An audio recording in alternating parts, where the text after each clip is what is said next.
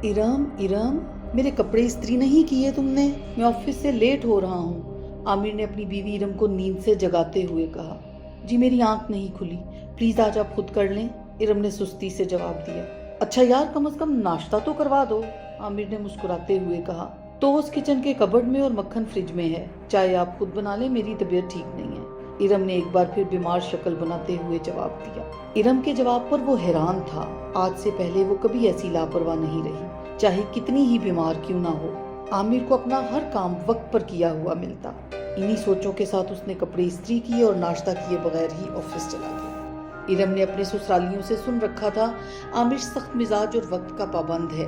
उसने भी आमिर को आज तक शिकायत का मौका न दिया था। उसका हर काम वक्त पर करती, इसलिए अब तक आमिर की सख्त मिजाजी का सामना न हुआ था।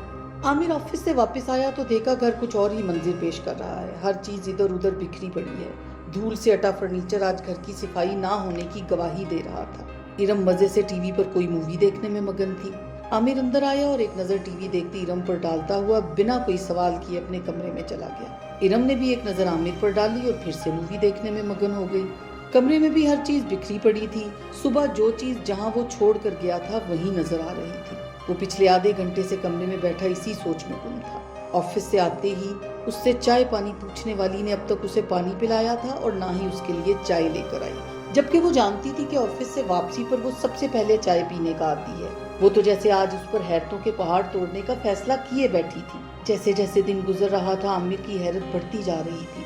बाज़-औक़ात आप बहुत कुछ अपने मिजाज के खिलाफ हो रहा हो जो पहले कभी ना हुआ हो तो उस पर आपको गुस्सा नहीं हैरत होती है। ऐसा ही उसके साथ भी हो रहा था। उसे भी इरम पर गुस्सा नहीं आया, बस पे दर पे हैरत के झटके लग रहे थे। वो ऐसी तो ना थी, उसे क्या हुआ है? फिलहाल 2 घंटे बाद उसकी बर्दाश्त जवाब दे गई। वो कमरे से निकला। पहले की निस्बत मंजर कुछ तब्दील था। अब इरम टीवी देखने की बजाय अपने मोबाइल के साथ मसरूफ थी।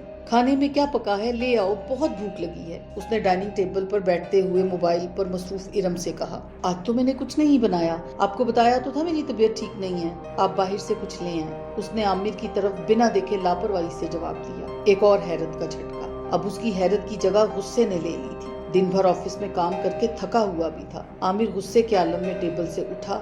ना चाहते हुए भी उसके लहजे में सख्ती उमड़ आई थी। नहीं खाना, मुझे खाना, कुछ नहीं खाना। गुस्से से बड़बड़ाते हुए वो अपने कमरे में चला गया, इस बात से अनजान कि अंदर उसका 1 साला बेटा फाम नींद के मजे लौट रहा है। कमरे में दाखिल होते ही उसने एक झटके से कमरे का दरवाजा बंद किया, जिससे जोरदार आवाज उठी। उस आवाज के उभरते ही नींद के मजे लेता फाम चौंक कर जागा और रोने लगा। उसके रोने से वो मजीद चिढ़ गया। इसे लेकर जाओ यहाँ से, उसने चीखते हुए इरम को आवाज दी। वो खुद भी अफाम के रोने की आवाज सुनकर इसी तरफ आ रही थी। जब उसने उसकी गुस्से से भरी आवाज सुनी, उसने रोते हुए बेटे को गोद में उठाया और आमिर को बिना कुछ कहे कमरे से बाहर आ गई। अब वो बच्चे को कंधे से लगाए प्यार से थपक रही थी। वो भी माँ की आगोश में आकर फिर नींद की वादियों में खो गया था।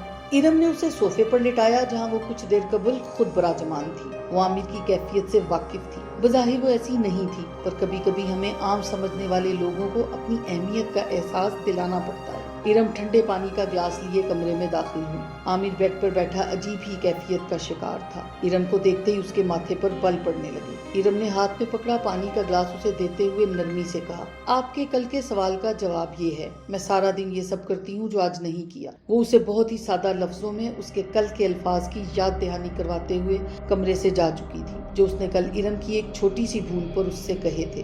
तुम सारा दिन करती ही क्या हो?